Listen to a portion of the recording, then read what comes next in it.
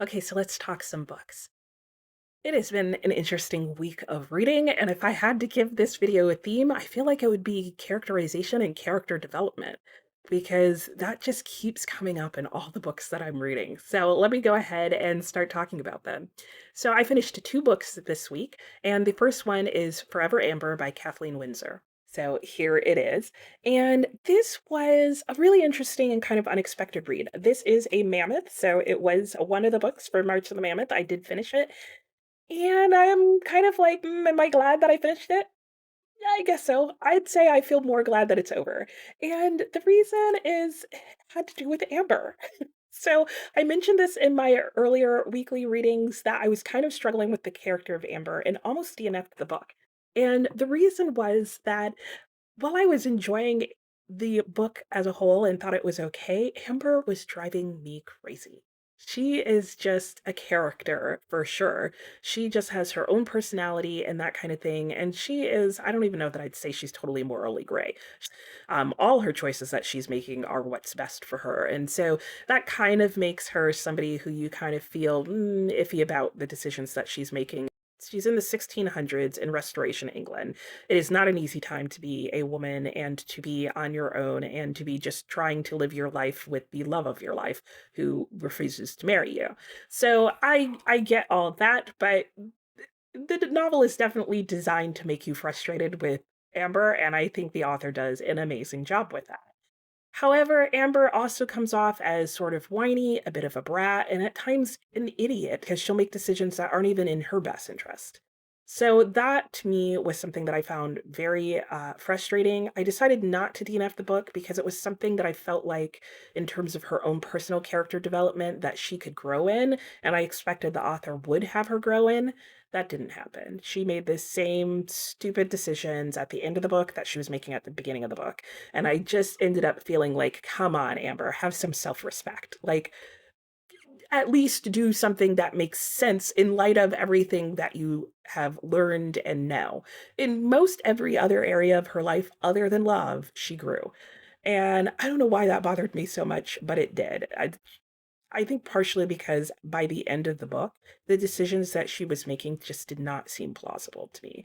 Even for the time period, I just wasn't buying that at that point she would still be radically and foolishly and childishly in love with this person. But I don't know. Who am I to say? Love makes people do crazy things, and it certainly made Amber do crazy things. It was okay. I would give it a 3 stars. I've been back and forth between a 2 and 3 stars, but I'm trying to give whole stars this year, so I would give it a 3 stars. It's okay. It's not a bad book.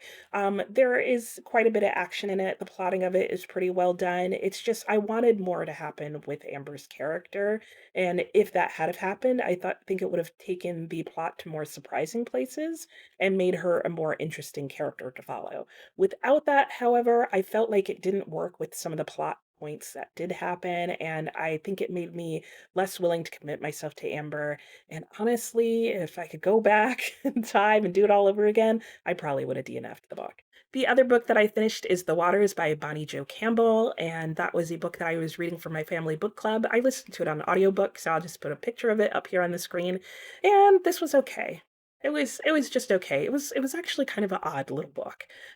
So overall, I really enjoyed the themes in the book that kind of had to do with family and community and the relationships between men and women. This book is about a family of women who own property and have their home on an island in the middle of the swamps of Michigan.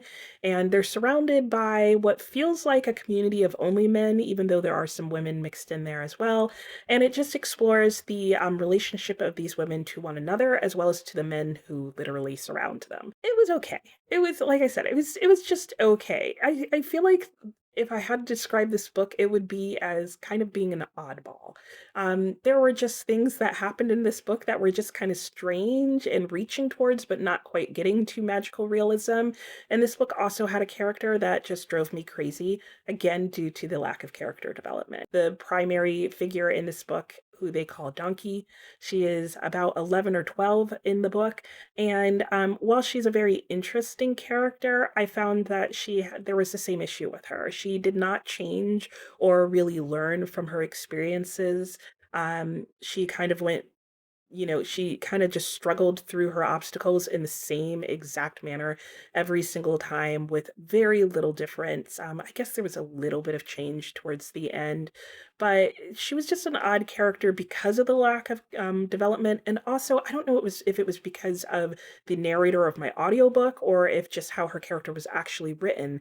But even though she's supposed to be 11 or 12, she felt more like a teenager. And I think the author was trying to communicate that she just her own immaturity. But it would have been better if she was a teenager and was just sort of an immature teenager, because there were definitely times where I forgot she was supposed to be 11 and was potentially just acting childish. I just found myself frequently asking myself, what's wrong with this girl? And I don't think that was supposed to be how I was supposed to feel about her. So since she was one of the primary characters and that was going on, I struggled to connect with her. I really kind of struggled to care about anything that was happening with this family and the characters in it. And at the end of the day, I'd have to say I'd give the book a 2. I didn't really like it. There wasn't anything wrong with it. It wasn't a bad book. That's not really what a 2 means to me. It just means that I didn't really like it. Probably to me, the best thing about the book was the setting. I did think it was a very unique setting to have it in the swamps of Michigan, in an area and an environment that I'm very unfamiliar with. And I thought that allowed the author to do a lot of very interesting things with the story. Whether or not she was successful with all of those things, yeah, I think it's 50-50. I am currently in the middle of 3 books, the first one being Arabian Nights: The Tales of a Thousand and One Nights. This is the Malcom Lyons translation. I am still working through this just about at this point 10 pages a day, which is enough for me to read while I sit and drink my coffee. It usually gets me through one night, and I'm really enjoying reading it at that pace. I'm not going to think about how long it's going to take me to get through this whole book, but I am a decent way through, even though I've basically only been doing 10 pages a day. I am still loving the stories within a story within a story. I recently got through one night where we were into the fifth embedded narrative. There are some enjoyable stories in here. Do I have any particular ones to share with you tonight?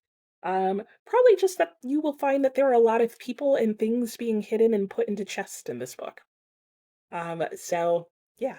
The other book that I am currently reading is The Picture of Dorian Gray. I am working through this at about 60 pages each week. I am currently right around page, I think, yeah, 165. And so I will be finished with this by the end of next week, which will be great because it'll be just in time for our live show on March 30th. I'm looking forward to discussing this. I have a whole bunch of thoughts on everything that's going on in here. I will say that I just read a chapter that probably had one of the most brutal, gruesome scenes I've ever read in a book. And I think largely just because of how quickly things escalated. So we've kind of been plodding along with Dorian, sometimes really plotting, chapter 11. And but by and large, I've really enjoyed this read. It's been very different than what I was expecting based on what I've heard about Dorian Gray. So I'm looking forward to our discussion so we can talk about this more at length. If you're interested in reading Dorian Gray, it is 229 pages long. So depending on your reading speed, you may still have time to pick it up and read it. I will also link the announcement video for the read along and the story graph page so that if you would like, you can go in and add your comments and thoughts on each chapter in this book if you like. The final book that I am currently reading is Jonathan Strange and Mr. Norrell by Susanna Clarke. I read Piranesi, I think 2 years ago now, and really, really enjoyed it. And I am making some good progress through Jonathan Strange. This is another like oddball little story, but I am loving it. It is really fascinating. I love Susanna Clarke's writing. It is a long book, but it is not feeling long. There's just so much going on and so many interesting little stories that she keeps me wondering what's going to happen next. How are these things going to tie in together? I haven't heard anybody mention this, but there is a surprising amount of humor in this book. Like, there are some things in this book that have made me laugh out loud. And if I had to use one word to describe this book, I would probably talk about it as being a quirky story. There is a gentleman, Mr. Norrell, who is trying to bring magic back to England. So magic used to be something that was widely used, and magicians used to be more or less an occupation. And over the years, magic has left England, which does make me wonder if it hasn't left the rest of the world because they keep talking about bringing magic back to England. So Anyway, Mr. Norrell has sort of decided that he's the one who is going to do it because he's the only magician left in England, or so he thinks. And yeah, the story just goes on from there. And yeah, I think other elements that I didn't know about is that this takes place during the Napoleonic Wars. And that is not a surprise, a spoiler in any way. It's a prominent feature that gets mentioned very early on in the book. But it's another thing that I feel like I've never heard anybody mention about this book. And so it's interesting to see how that comes into play in this story.